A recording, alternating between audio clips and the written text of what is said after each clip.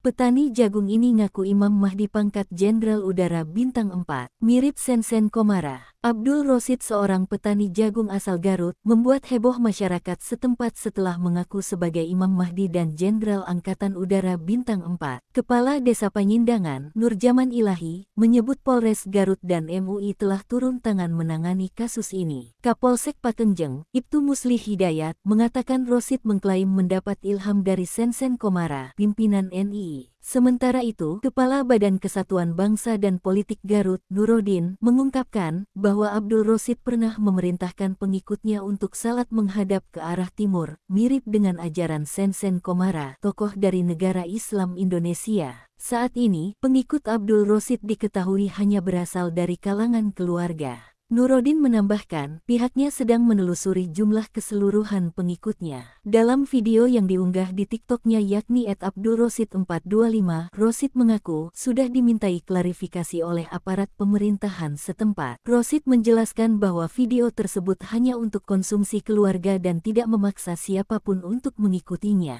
Dalam klarifikasi yang dilakukan di kantor desa, ia menyatakan, terkait video yang saya buat, itu hanya untuk konsumsi keluarga saya dan saudara-saudara saya. Pertemuan tersebut dihadiri oleh pemerintah desa, warga masyarakat, serta perwakilan TNI Polri pada Kamis, tanggal 6 Maret tahun 2025. Abdul juga menegaskan bahwa ia tidak memaksa siapapun untuk